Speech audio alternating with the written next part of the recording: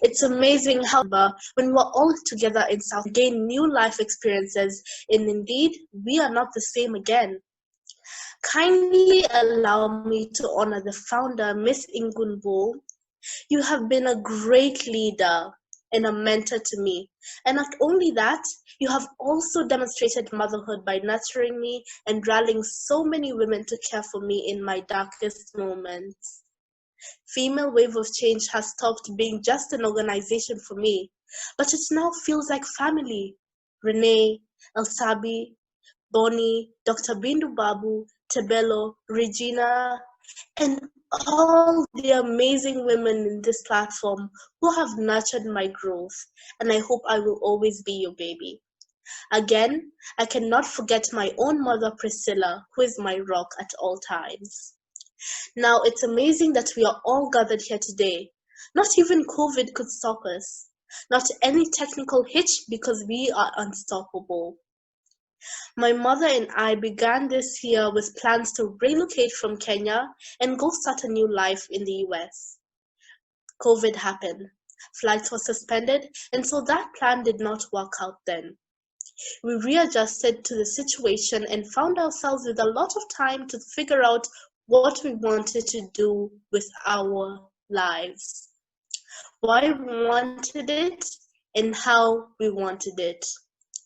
I personally took a very serious inventory of my life, the challenges that I have been through for the last 1 year, and I found myself thinking, what a 12-year-old girl's mind would be a world fit for them. Sorry, I found myself asking myself whether as a 12-year-old what would be a world fit for me. And other 12-year-old girls who are thinking about this. One of the ways to build a bright future for us as children is by empowering us to speak up for ourselves and allow us the freedom to express ourselves fully without being patronized. Allow me to invite you to an uncomfortable conversation about child sexual abuse. Once again, this is a very uncomfortable conversation for me, but if I do not speak about it, who will? Some statistics have estimated that 1 in every 4 girls and 1 in every 6 boys will be abused before their 18th birthday. Can we all think of 4 girls whom we know? Could be in our schools and in our neighborhoods. Can we also think of 6 boys whom we know and are closely related to us? Child sexual abuse is a silent epidemic, and it recently got me thinking how COVID-19 just came in recently and the whole world shut down. Yet sexual abuse has been here for long enough, and yet enough voices have not been raised about it. Where are the bracelets? Where are the ribbons? Come on, guys, where are the uncomfortable truths? Where is the campaign to cure this disease? Who is teaching our children about child body safety? Some of these truths are that over 90% of the time, a child knows their abuser. This is their family members, their relatives, teachers, or caregivers, yet most children do not report. It's even worse for boys because of the stigma that shows only males can be abusers. In early 2019, a girl whom you all love and support went through this horrible act. Things were looking up for her. She was writing books, having speaking engagements in different countries, scholarships coming forth, awards, and so much more.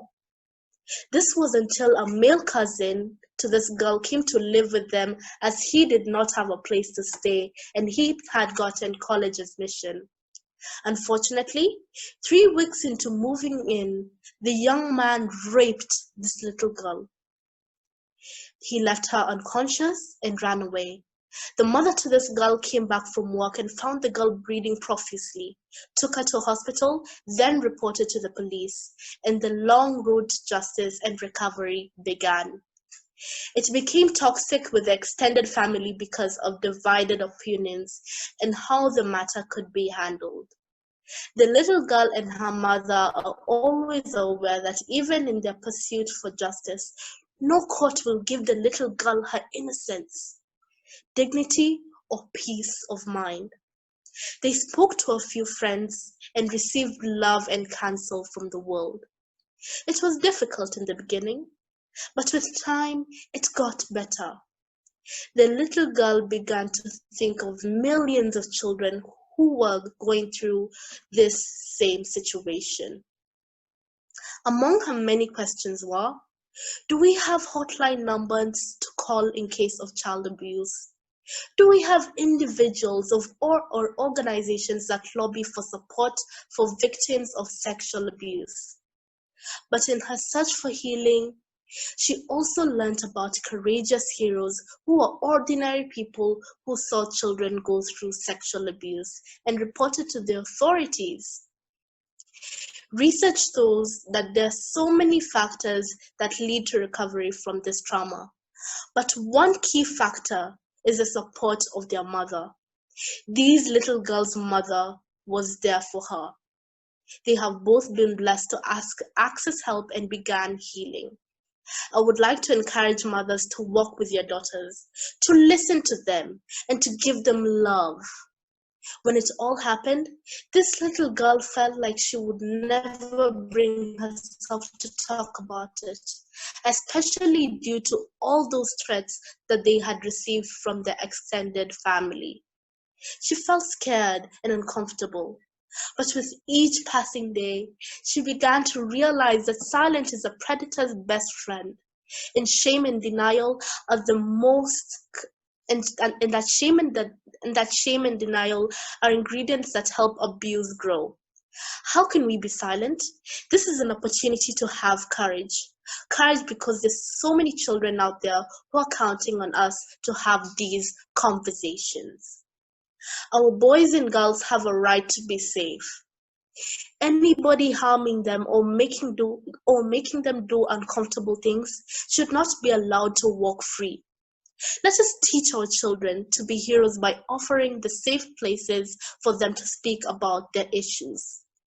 And in a world where we can be anything, let us choose kindness, where our governments, our health sectors, our social services, and justice systems. When will they make this world fit for me and my generation by bringing all these predators to book? I hope the day comes, because this young girl that I just shared about maybe could have just been me. Thank you so much and God bless you.